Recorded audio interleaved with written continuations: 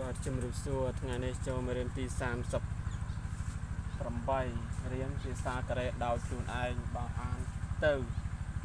មិនត្រូវនឹងអក្សរាវិរុទ្ធនៃភាសាកូរ៉េនោះសូមមេត្តាខន្តីអភ័យទោសទុកចំនួនផងបាទសូមអរគុណហើយទី1ហៅថាមូឈុងគឺមូឈុងស៊ីមដាមូឈុងស៊ីមដាដែលដាំកូនឈើមូដាំកូនឈើ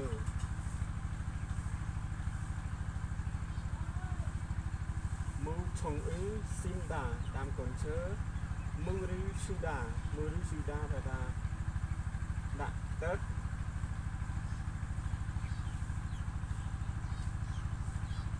ស្រោចទឹកតែទឹកឲ្យទឹក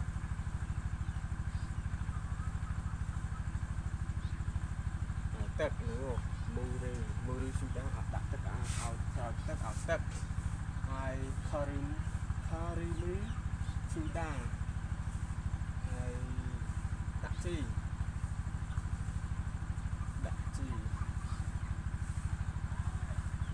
ខារីលីស៊ូដាដាក់ជីខារីលីដាក់ជីស៊ូដាដាក់ជីឆាប់ឈររីហូបដាដកស្មៅឆាប់ឈររី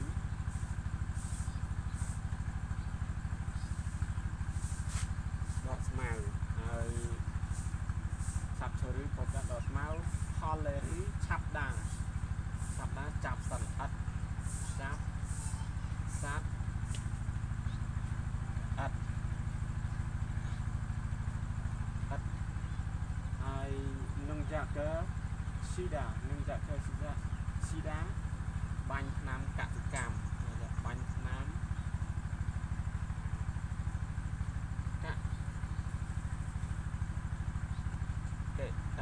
កសិកម្មបាទហើយមូឈុងស៊ីមដាតាមកូនឈើមូរីឈូដាអានេះម៉ូឈុងស៊ីមដាដាមកូនឈើ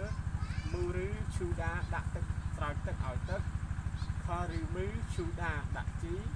ឆាប់ឈររីហូបដាដកស្មៅផលលេរីឆាប់ដាចាប់សត្វល្អិតនងយ៉ាកឺឈីដាបាញ់ថ្នាំកសិកម្មបាទបើអានទៅមិនត្រូវនឹងអក្សរាវិរុទ្ធសូមមេត្តាខន្តីអភ័យទោសទុកជាមុនផងបាទសូមអរគុណបើពេញចិត្តវីដេអូនេះសូមជួយ follow ផងបាទ